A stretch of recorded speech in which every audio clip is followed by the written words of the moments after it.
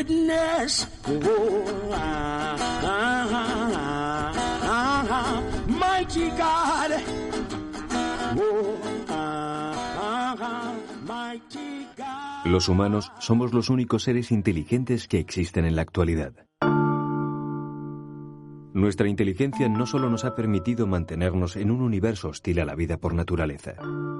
También podemos decir que seguiremos aquí durante unos cuantos miles de años más. A cambio, todo parece indicar que nuestro futuro como especie ha dejado de depender de los procesos de la selección natural. Hemos desarrollado culturas, ciencias y tecnologías que por primera vez en la historia nos permiten manipular a capricho nuestra propia naturaleza. Lejos de los sistemas que condujeron hasta nuestra existencia como seres humanos, más allá de los minuciosos mecanismos que nos han hecho llegar hasta aquí, somos nosotros ahora los que tenemos la inquietante opción de decidir hacia dónde se dirige nuestra especie.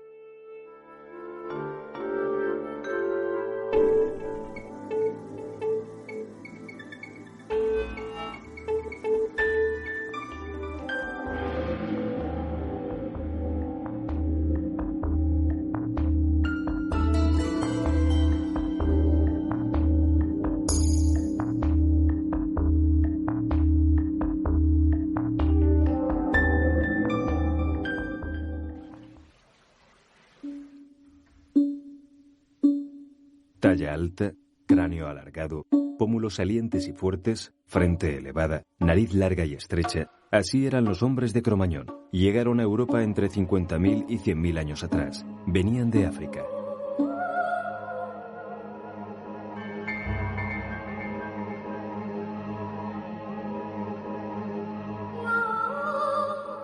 Si tuviésemos la posibilidad de traer a alguno de ellos hasta nuestro tiempo, enseñarle lo que sabemos y vestirle con nuestras ropas, nadie advertiría su condición de hombre primitivo.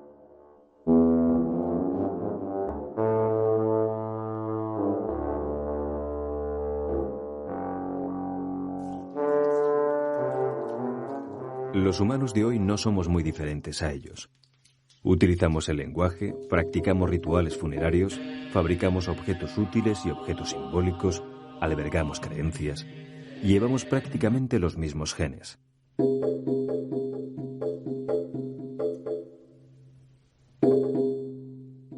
Puntear la roca a golpe de buril y escribir sobre el teclado son diferentes etapas de un mismo proceso. Pero ¿qué sucedería dentro de otros 500 siglos? ¿Pasaríamos nosotros inadvertidos entre nuestros descendientes de este lejano mundo futuro?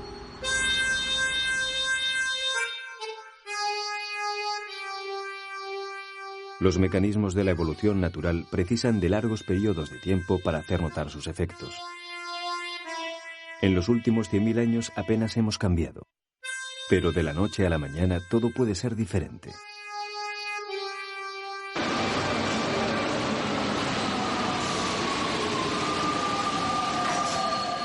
Nuestras culturas, nuestras ciencias y nuestras tecnologías han alterado el curso de la selección natural. En términos biológicos, la supervivencia ya no está reservada a los más fuertes. Nuestros genes ya no tienden a la diferenciación. Muy al contrario, el avance de las comunicaciones ha ido generando continuos mestizajes entre humanos de diferentes procedencias. Cada día somos más iguales entre nosotros.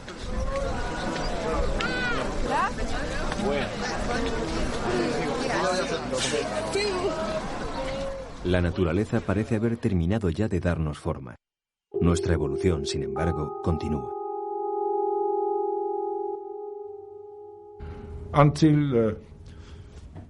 Hasta hace unos miles de años, la evolución dependía solo de la selección natural, incluyendo los primeros pasos de la especie humana. Pero ahora que tenemos este extraordinario cerebro y que lo hemos usado para estudiar e investigar y tratar de comprender la vida, ahora que hemos llegado a este grado de conocimiento, ahora que con la ayuda de este conocimiento hemos creado poderosas técnicas para manipular la vida, ahora que hemos cubierto el mundo con nuestra propia especie, es decir, con nosotros, los seres humanos, y con nuestras industrias, con nuestra agricultura y con todas nuestras actividades, hemos adquirido responsabilidad sobre el futuro de la vida.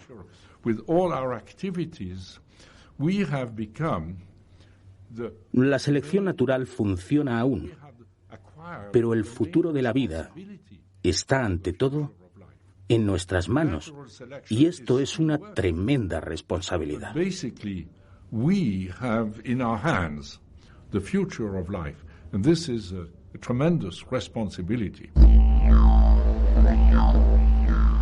Es como si la naturaleza nos hubiese dado inteligencia para dejarnos después solos ante el futuro.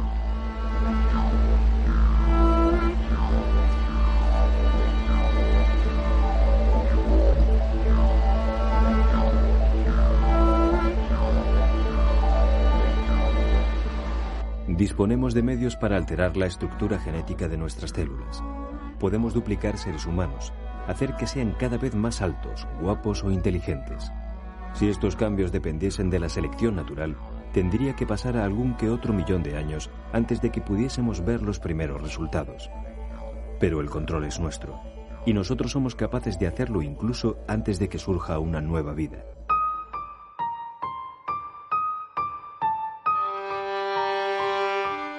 Pudiera suceder que nos paseáramos por el mundo de dentro de 400 siglos sin suscitar la más mínima atención, aunque tampoco sería imposible que nuestros lejanos descendientes nos vieran tan distantes de ellos como vemos nosotros a los homínidos de hace 1 millón de años.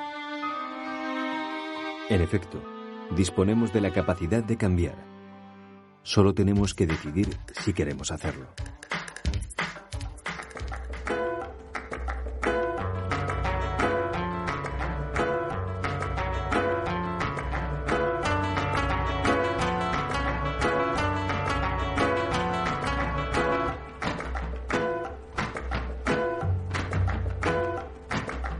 Todo depende de cómo vayan las cosas entre estos 100.000 millones de neuronas.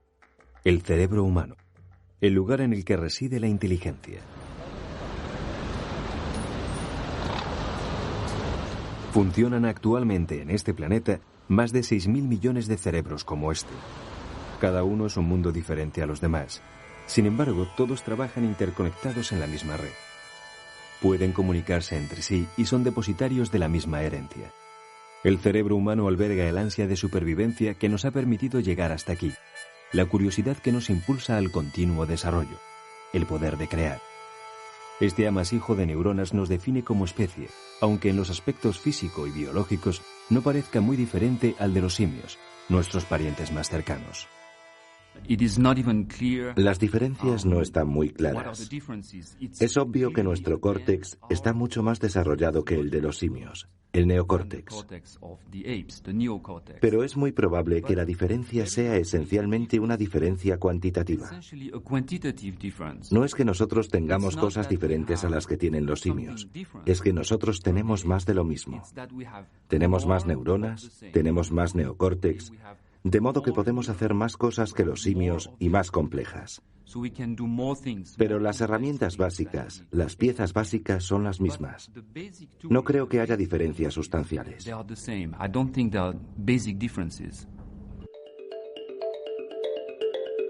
El desarrollo del cerebro humano es, en gran medida, resultado de las prácticas manuales de los primeros homínidos.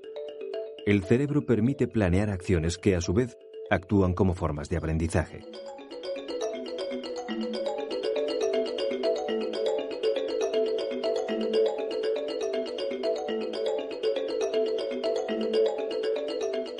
El proceso comenzó cuando nuestros primeros antepasados desarrollaron la capacidad de crear herramientas. Su postura erguida sobre las 2 extremidades inferiores les permitía operar con las manos siempre a la vista. De este modo, el cerebro podía visualizar prácticas manuales cada vez más sofisticadas y, a continuación, llevarlas a cabo.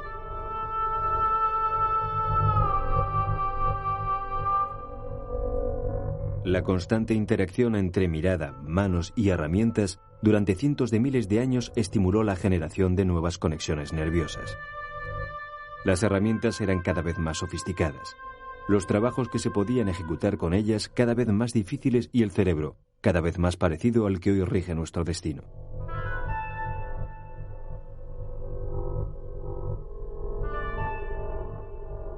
Los científicos se han referido a este fantástico proceso como diálogo entre las manos y el cerebro.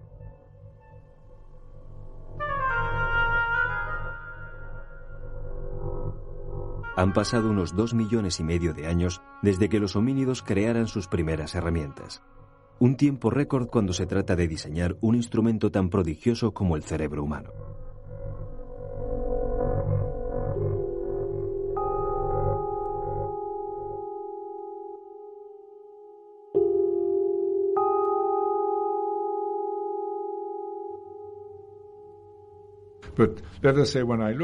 Cuando pienso en las fuerzas que han participado en la dinámica de la evolución, llego a la conclusión de que siempre que las condiciones lo han ido permitiendo, la complejidad ha ido aumentando.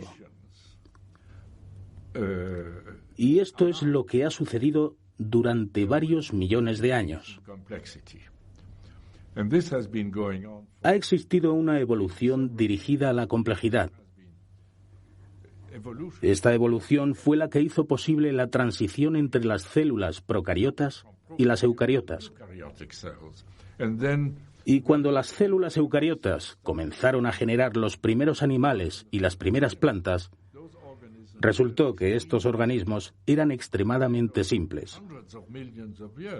Pero después de cientos de millones de años, evolucionaron a seres más complejos. Naturalmente que las bacterias, las esponjas o las orugas todavía están entre nosotros, pero al mismo tiempo, esta evolución dirigida a la complejidad ha dado en 6 millones de años este tremendo paso desde los chimpancés hasta los seres humanos.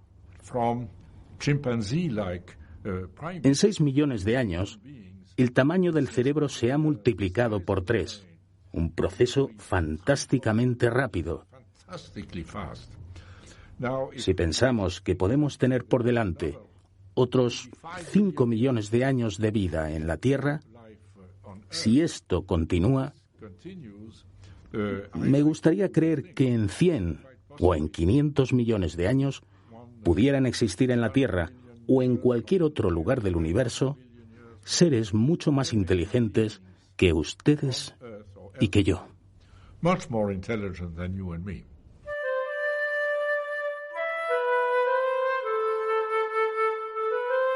En efecto, el tiempo nos ha dejado suficientes pruebas para poder asegurar que entre estas dos imágenes hay una diferencia de unos 6 millones de años. Un periodo en el que la implacable selección natural apenas nos ha distanciado un 1%. ¿Cómo será la próxima fotografía? O tal vez sería mejor preguntarse, ¿cuándo se producirá?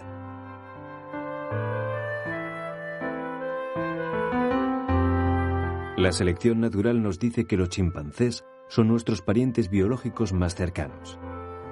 Ellos, por su parte, guardan más similitudes con nosotros que con los orangutanes o los gorilas. Con ellos comenzó la vertiginosa historia de la inteligencia humana.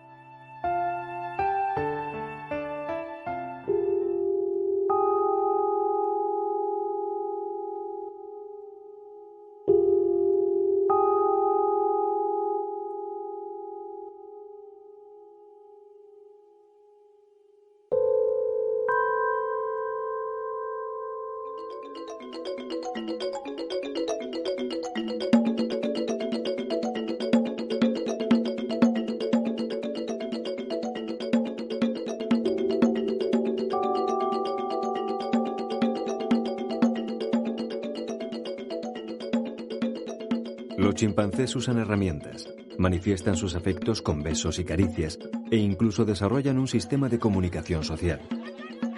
Son capaces de sentir emociones y de expresarlas. Aprenden a través de la simple observación y son unos excelentes imitadores de gestos y movimientos.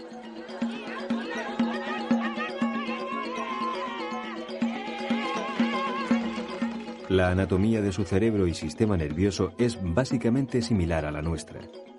No es extraño verles desarrollar pequeñas operaciones de tipo intelectual, aunque eso sí, después de haberlas aprendido. Los individuos que viven en estado salvaje están sometidos incluso a la constante obligación de adoptar decisiones como elegir los grupos en los que integrarse o los momentos en los que es necesario utilizar la violencia. A fin de cuentas, son homínidos, igual que nosotros.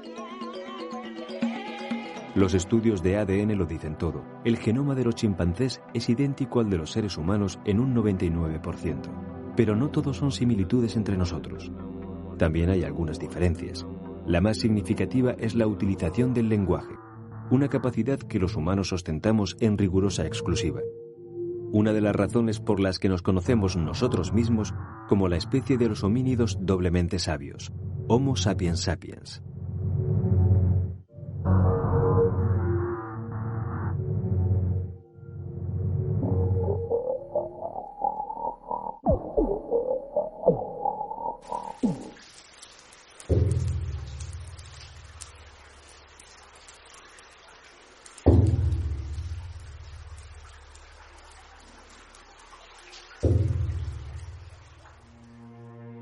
Todo comenzó aquí, en el Valle del Rift, un bello paraje del África Oriental situado entre Somalia, Kenia y Etiopía, un lugar conocido como la cuna de la humanidad.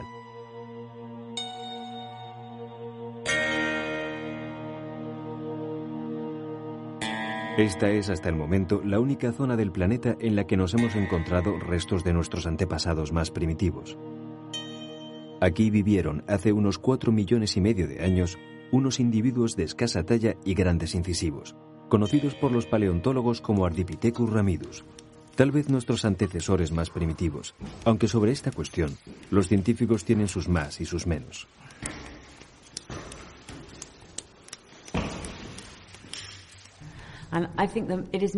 Creo que lo más probable es que aún no lo hayamos encontrado. Es verdad que hemos descubierto muchos fósiles recientemente. Sin embargo, entre todos los posibles candidatos que conocemos, no hay unos más probables que otros. Lo más seguro, como digo, es que aún no hayamos encontrado nuestros auténticos primeros antecesores, porque en el registro fósil que conocemos no están presentes cada uno de los fósiles correspondientes a todas las especies que han existido. Así que es muy probable que todavía no hayamos encontrado el correcto. Tenemos que seguir buscando y quizá lo encontremos.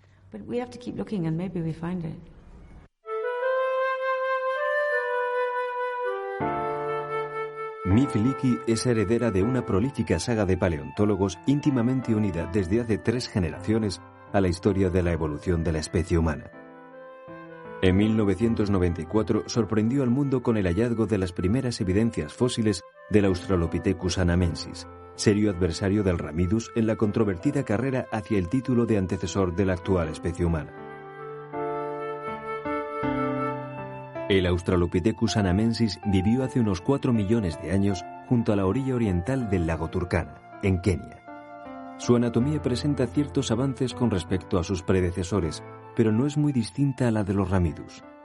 Según los informes redactados por la propia Leakey tras su hallazgo, el anamensis poseía aún un aparato dental más parecido al de los simios, aunque la parte posterior de su cráneo ya había aumentado levemente de tamaño. A partir de las formas de las tibias, Leakey dedujo que su homínido era ya un animal bípedo, cualidad que compartía con los absolutos protagonistas del siguiente millón de años, los Australopithecus afarensis.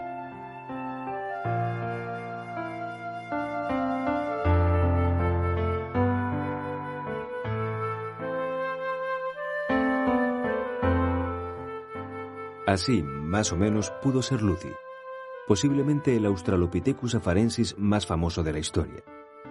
Lucy fue una mujer. Medía poco más de 1 metro de estatura. Vivió hace unos 3.200.000 años en Harar, Etiopía.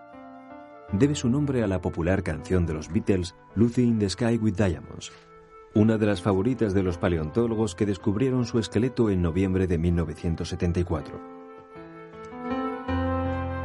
La aparición de Lucy confirmó definitivamente el bipedismo en los homínidos.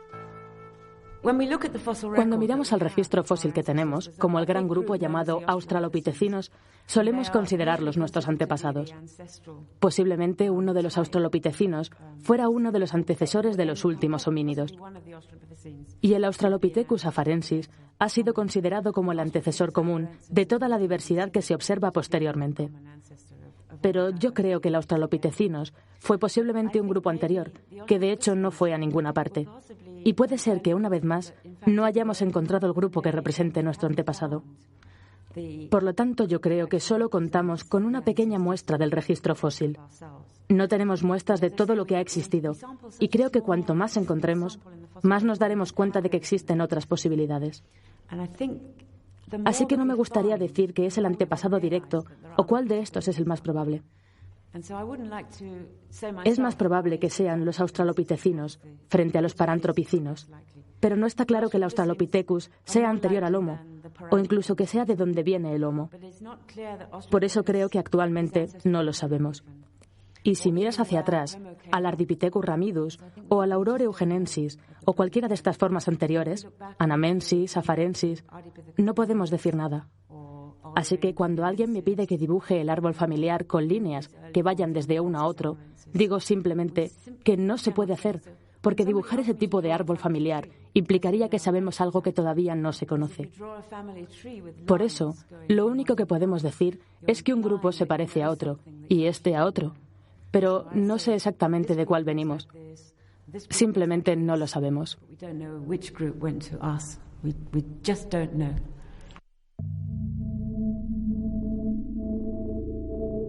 Todos son inconvenientes, pero seguimos siendo humanos, y como tales no podemos resistirnos a la tentación de conocer los entresijos de nuestra genealogía, aun con la inseguridad que implica el hecho de intentarlo con la escasa información de la que disponemos. ¿Por qué nos convertimos en seres humanos? ¿Cómo lo hicimos?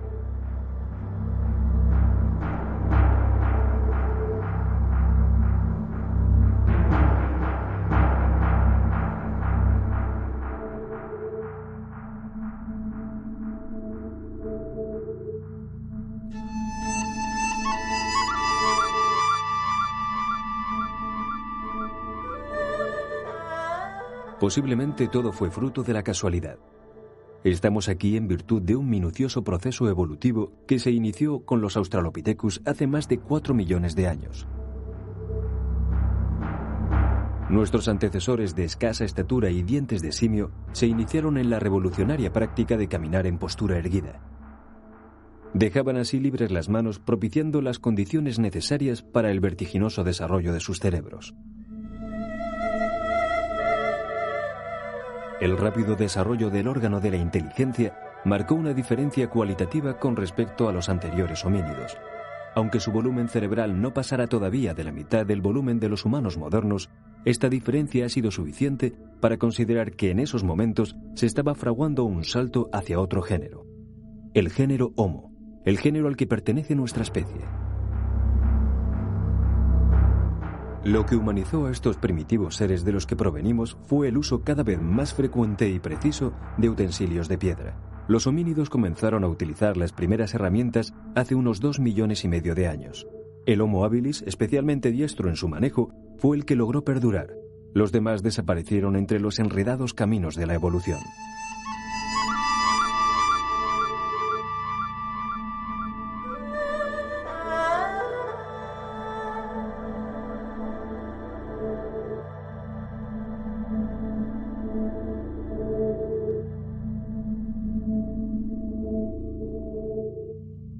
Hace aproximadamente 1.700.000 años, el habilis ya había evolucionado en una medida suficiente como para merecer otro nombre, Homo erectus. Se le denominó así porque cuando sus restos fueron hallados, los paleontólogos tenían razones para pensar que había sido él el primero en caminar erguido.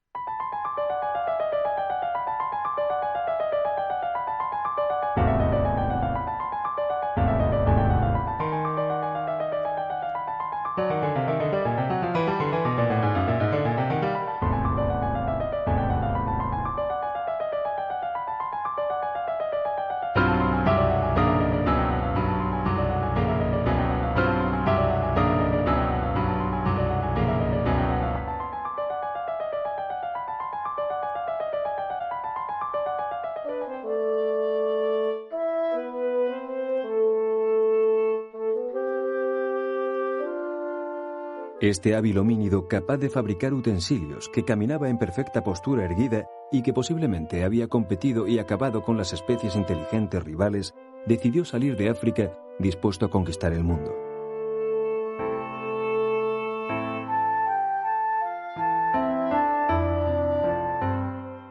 Los seres humanos descubrieron la emigración hace unos 2 millones de años. El éxito adaptativo del Homo erectus hizo que se fuera expandiendo poco a poco hasta ocupar todo el viejo mundo. Atravesando las tierras del noreste africano, llegaron hasta lo que hoy es el Oriente Próximo. Después continuaron hacia Asia. Sus restos fósiles y sus herramientas se han encontrado en zonas tan distantes como China, la isla de Java y, por supuesto, Europa. En todos estos lugares fueron surgiendo líneas evolutivas más o menos parecidas entre sí, que no siempre estuvieron capacitadas para superar las crecientes exigencias de la selección natural. Algunos perecieron en el camino de la evolución. En su lugar subsistieron grupos de homínidos cada vez más sofisticados, más diestros con sus utensilios y, en consecuencia, más inteligentes.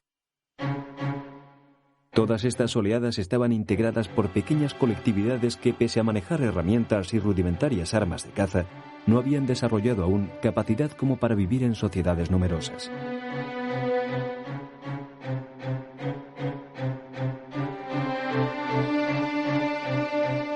Los relevos entre distintas oleadas de homínidos se iniciaron hace 2 millones de años y no han cesado hasta hace unos 50.000. Cada una de ellas poseía cualidades comunes con las demás. Al mismo tiempo desarrollaban otras específicas que las diferenciaban. En cada paso evolutivo, el proceso genealógico de la especie humana iba adquiriendo más y más complejidad.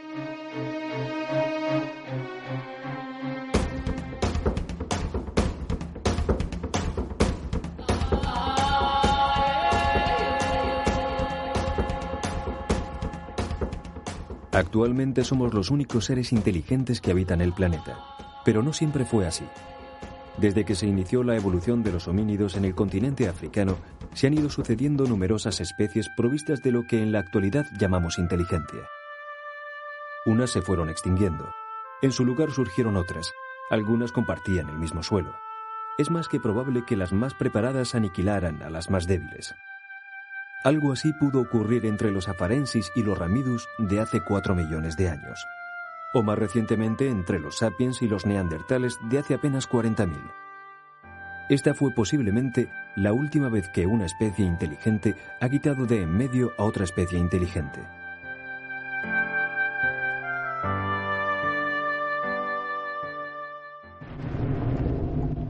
No sabemos si estos conflictos se solventaban en forma de batallas o solo eran pugnas solapadas por el dominio del medio o de los escasos recursos necesarios para la vida cotidiana.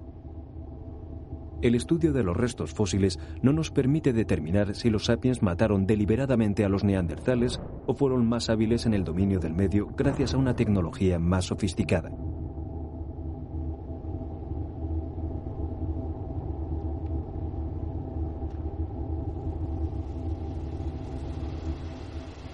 Entre todas estas propuestas evolutivas, no hay una línea que nos relacione con los primeros homínidos.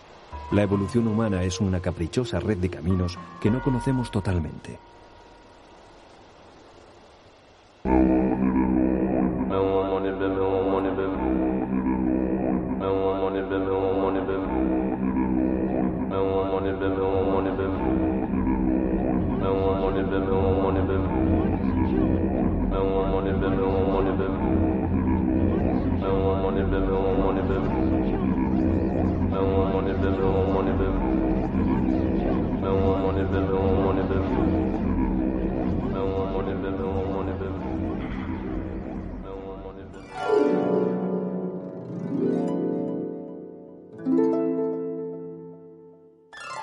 La Sierra de Atapuerca, a 15 kilómetros al este de la ciudad de Burgos.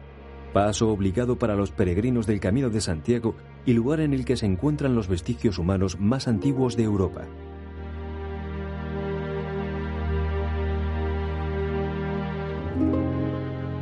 En esta tierra tuvimos hace unos 800.000 años a un viejo y lejano pariente, algo así como un tío abuelo de los humanos que vivimos actualmente.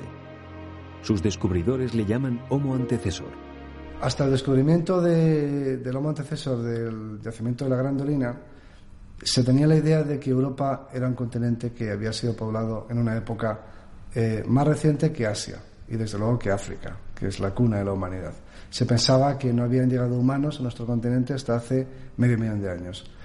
Nosotros y los neandertales somos dos especies muy cercanas, muy próximas genéticamente, y que nos hemos empezado a separar. Esto también se ha podido mostrar en Atapuerca. Nuestras evoluciones se hicieron independientes hace aproximadamente 500.000 de años. Los fósiles del yacimiento de la Gran Dolina, con 800.000 años, son anteriores a esa divergencia, a esa ramificación, a esa separación de líneas. Por lo tanto, no pueden pertenecer a ninguna de las dos líneas, la de los neandertales o la de los humanos modernos, sino que tienen que pertenecer aún al tronco común que luego se desdobló.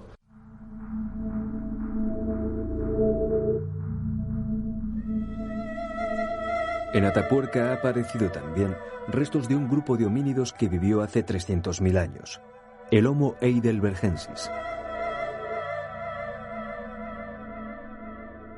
Estos seres tenían una capacidad craneal mayor que la nuestra, aunque sus habilidades manuales dejaban bastante que desear.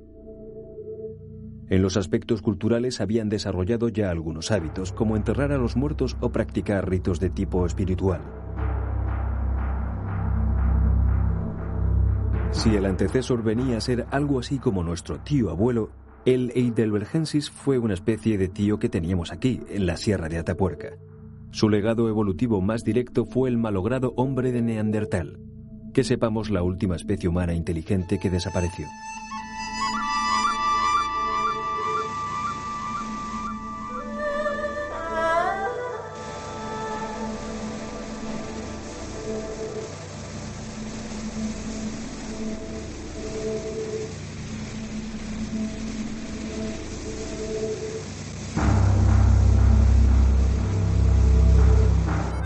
El hombre de Neandertal, clasificado ahora como Homo sapiens neanderthalensis, fue cohabitante europeo de nuestro antepasado más directo, el hombre de Cro-Magnon. Los neandertales evolucionaron en Europa a lo largo de cientos de miles de años. Eran capaces de fabricar herramientas y de utilizarlas con gran destreza. Se comunicaban, practicaban rituales funerarios, eran tan humanos como nosotros mismos, aunque su aspecto físico fuera un tanto diferente. Un hombre de Neandertal trasladado a nuestro tiempo y ataviado con nuestras ropas no conseguiría pasar inadvertido en ningún lugar del mundo. Los conflictos entre neandertales y cromañones se prolongaron durante mucho tiempo, hasta que hace unos 30.000 años los neandertales dejaron de existir. Sus enemigos, nuestros antecesores directos, habían logrado imponerse. Disponían de mejores herramientas y habían creado sistemas de símbolos que les permitieron mantenerse unidos y sobrevivir. La disputa entre neandertales y cromañones estuvo lejos de ser de tipo militar. Fue un conflicto de competencia ecológica entre especies que contaban con recursos psicológicos prácticamente idénticos. Este tipo de desplazamiento de una especie por otra sin que medie agresión no es un fenómeno excepcional en biología. Al competir por los mismos recursos durante miles de años, los cromañones se fueron adueñando lentamente del entorno ecológico. Durante este dilatado periodo, los neandertales no eran completamente conscientes de su declive de una generación a otra. El mundo a que llegaban no era muy diferente al mundo que dejaban, pero sí que conocieron la presencia de otra especie con la que competían. Poco a poco, los propios neandertales se fueron fragmentando. Se desplazaron a entornos menos productivos. Su tasa de natalidad descendió. Al dividirse las comunidades neandertales, fueron desconectándose, y ese proceso a lo largo del tiempo llevó a la extinción de la especie. Esta niña que acaba de venir al mundo heredará muchas de las cualidades físicas de sus padres. Sus ojos, su piel o su pelo serán de determinados colores. Irá creciendo hasta llegar a una estatura concreta. Un día, quizá en el año 2030, será madre. Sus hijos llegarán a la madurez en pleno ecuador de este siglo XXI. A su vez tendrán más hijos. Si todo va bien, esta niña conocerá a sus primeros nietos hacia 2075. Y lo más probable es que un día, a comienzos del siglo XXII, pueda acunar a sus bisnietos.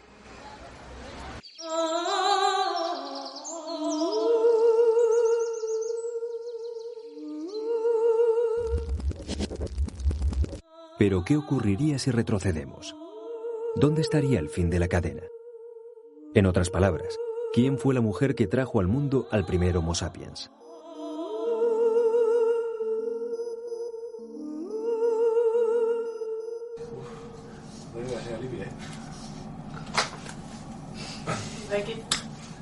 El desarrollo de la biogenética ha supuesto una ayuda definitiva en la ardua tarea de reconstruir el proceso evolutivo de la especie humana. Una aportación más que notable fue la llamada teoría de la Eva negra, resultado de estudios realizados por un equipo de científicos de la Universidad de Berkeley en 1986.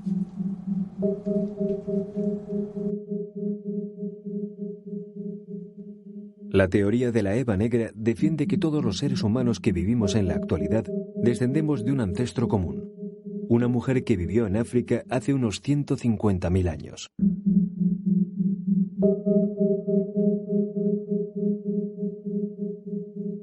La conclusión llegó tras distintas investigaciones a partir del llamado ADN mitocondrial, una clase de ADN que se aloja no en el núcleo de las células, sino en sus mitocondrias. Solo las hembras son capaces de transmitir ADN mitocondrial a su descendencia.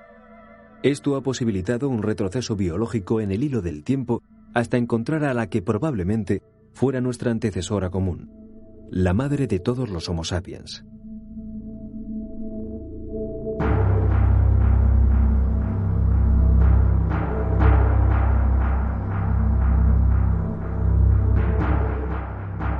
Las diferentes variedades de seres humanos que habitamos hoy el planeta, lo que de forma vulgar llamamos razas, han ido surgiendo durante estos últimos 150.000 años como formas de adaptación a los variados entornos de la vida humana. Los colores de la piel, las dimensiones corporales o el tipo de pelo son características que responden a estrategias claramente evolutivas.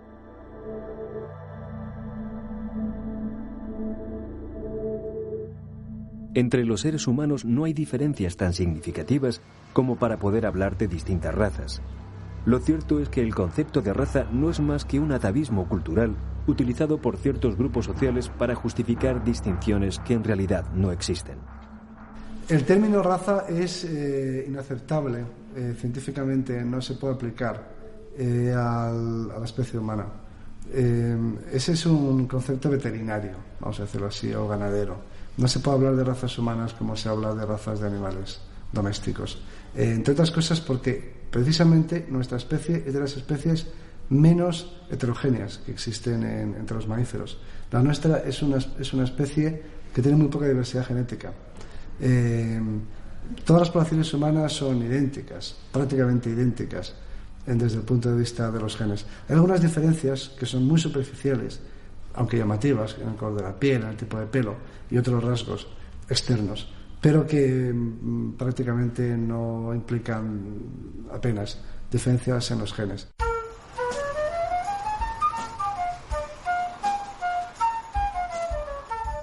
Desde nuestra modesta concepción del paso del tiempo, percibimos que la selección natural actúa lentamente. No así las alteraciones que los seres humanos venimos realizando en el entorno desde que nuestra inteligencia trabaja más o menos a pleno rendimiento. Los humanos de hace 100.000 años no vivían de modo muy distinto a los de hace 2 millones. Sin embargo, han sido suficientes 40.000 para llegar a la Luna, componer grandiosas sinfonías o hallar el modo de clonar seres vivos.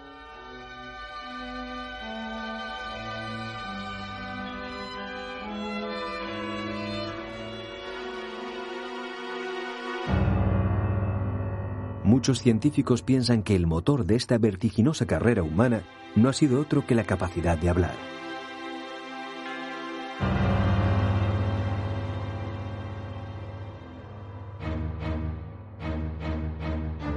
Hace unos 100.000 años salieron del continente africano los humanos que cambiarían el mundo. Hasta entonces las diferencias entre los que se iban y los que se quedaban no eran demasiado grandes. Quizás unos aventajaban a otros hasta el punto de imponerse sobre ellos. Tal vez el secreto de esta supremacía estuviese en la capacidad de articular palabras. Un pequeñísimo cambio genético, una mínima mutación en el ADN dio una nueva forma a la laringe, a la lengua y a ciertos músculos, el conjunto de los instrumentos físicos del habla.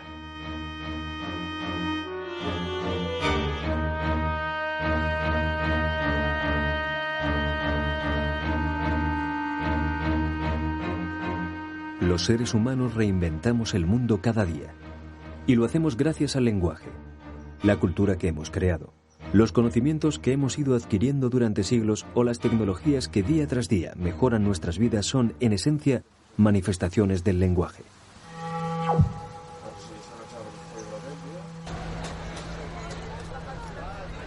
El lenguaje no es concebible de modo individual. Solo tiene sentido desde el momento en el que se utiliza en el seno de un colectivo.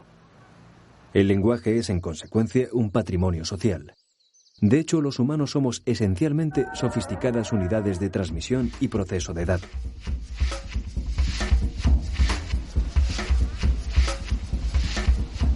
La capacidad de intercambiar información entre individuos o entre distintas generaciones confiere a la especie humana una identidad de grupo que, sin duda, nos ha ido posibilitando el paso a través de la evolución. Es muy probable que fuera esta la milagrosa estrategia que hace 30.000 años propiciara el dominio de los Homo sapiens sobre los neandertales. Será también la máquina que continúa impulsando el inevitable incremento de la hegemonía humana durante los próximos miles de años.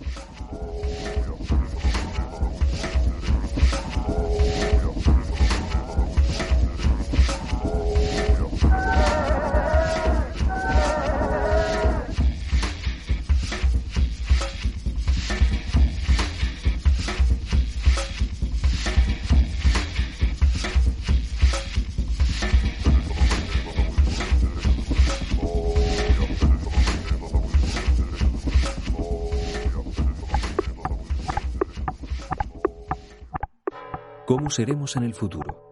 ¿Tendremos una cabeza más grande a causa del crecimiento del cerebro? ¿Quizá las piernas más cortas como consecuencia de los futuros automatismos en la locomoción? ¿O perderemos los dientes por consumir alimentos concentrados?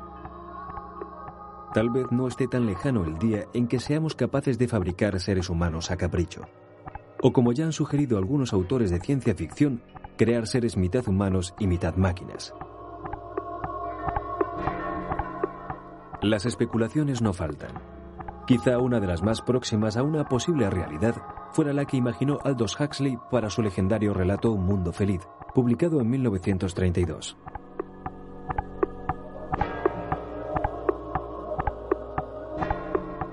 La historia describe un mundo futuro habitado por seres programados genéticamente para asumir el papel que la sociedad les exige. Un espeluznante escenario en el que hay que buscar la libertad al margen de la civilización establecida.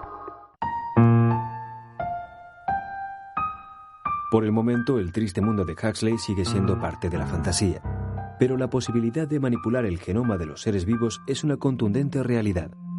Según algunas reflexiones de Stephen Hawking, probablemente el científico vivo más conocido del mundo, la humanidad se hizo con el control de su propia evolución el día en que nació la oveja Dolly, el primer mamífero clonado de la historia.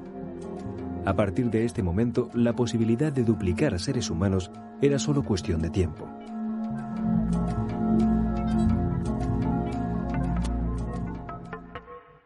La biogenética es, en efecto, uno de los agentes que más pueden influir en la definición de nuestro futuro inmediato. Podemos prever algunas de sus consecuencias, pero se producirán otras que hoy ni siquiera somos capaces de imaginar. Sabemos ya cómo predecir enfermedades mucho antes de que se desarrollen. En poco tiempo pondremos los medios para evitarlas y vivir así más y mejor.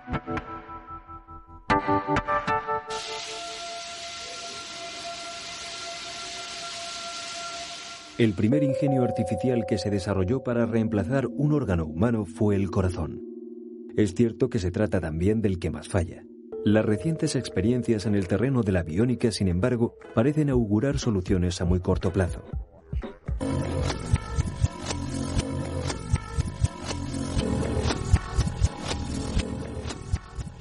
Es casi imposible, ya en los tiempos que vivimos, pensar en una disfunción del organismo humano que no vaya a disponer de una posible solución biónica en un futuro más o menos próximo.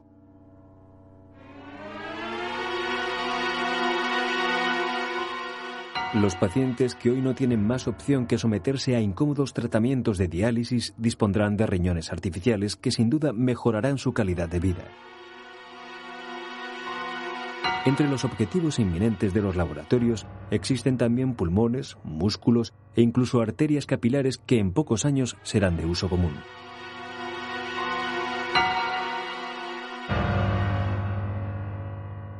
Pero el mayor reto actual de la biónica es, tal vez, el diseño de dispositivos de percepción, piezas que permitan reparar los órganos de los sentidos como el oído o la vista. Existen ya sistemas artificiales capaces de proporcionar entre un 10 y un 15% de visión a los invidentes. Por el momento, estos ingenios funcionan solo en el ámbito experimental.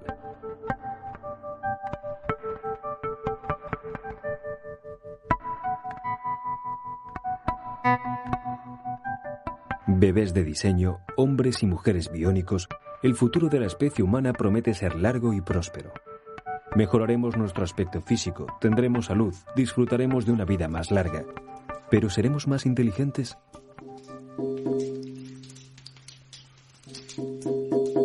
Si nos hubiéramos planteado esta pregunta hace 40.000 años, es posible que la respuesta no hubiese sido muy distinta a la que podamos tener hoy. Es cierto que por aquel entonces vivíamos en cavernas y fabricábamos primitivas armas y herramientas a golpe de guijarro. Hoy diseñamos edificios inteligentes, utilizamos ordenadores y fabricamos misiles. Pero el principio de todo está en nuestro cerebro. El mismo que teníamos hace 40.000 años, y posiblemente el mismo que tengamos en los próximos 40.000. No parece que la selección natural vaya a transformarnos en seres más inteligentes. La respuesta está, una vez más, en nosotros mismos. La inteligencia, como cualquier otra función, es una interacción entre los genes y el medio. De hecho, hay datos poco conocidos que indican que la media del coeficiente de inteligencia se ha incrementado a un ritmo constante durante los últimos 100 años, desde que se empezó a medir. Pero ya estaba extendido a la media de la población. ¿Esto qué quiere decir? Que esto no significa necesariamente evolución genética. Es un periodo de tiempo demasiado pequeño. Como el entorno cambia, cambia también nuestra capacidad para educar a los hijos. Esto proporcionará nuevos estímulos. Habrá cambios continuos que pueden ser positivos o negativos, dependiendo de la situación y de cómo se considere.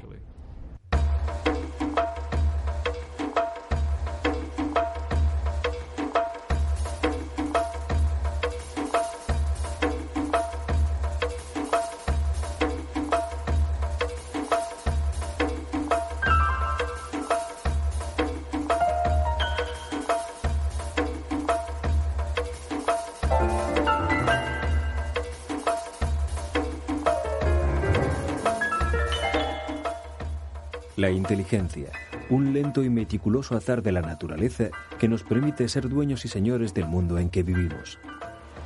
A pesar de las desigualdades sociales que hemos ido creando entre los individuos de nuestra propia especie, los seres humanos hemos conseguido aumentar nuestra esperanza de vida hasta rozar los límites de lo posible. Formamos una especie abundante, capaz de poblar cualquier punto del planeta por hostil que sea.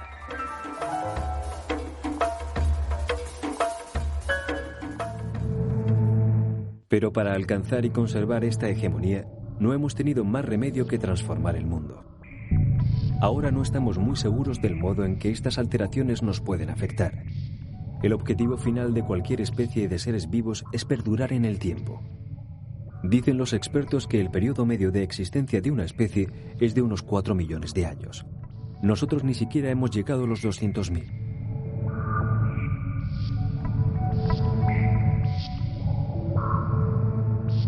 Es posible que ese asombroso mecanismo que hace 6 millones de años se puso en marcha para darnos la inteligencia se esté volviendo en contra nuestra.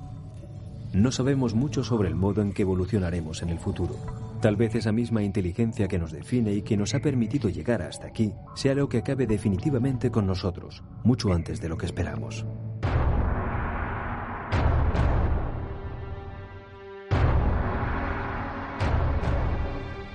Tal vez en algún lugar de África se haya iniciado ya la evolución de la especie que nos releve. Tal vez se esté produciendo algún tipo de mutación milagrosa similar a la que a nosotros un día nos diera el habla. Una mutación que confiera una cualidad tan poderosa como el lenguaje y que ni siquiera somos capaces de imaginar.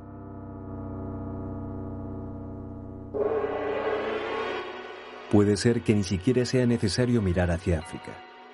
Tal vez sean los laboratorios más avanzados del mundo los talleres en los que se estén gestando los nuevos humanos. Seres que pudieran estar dotados de funciones telepáticas o de cualquier otra capacidad escondida en esas regiones del cerebro que en apariencia aún no sabemos utilizar. Puede que sean seres idénticos a nosotros y que durante mucho tiempo pasen desapercibidos.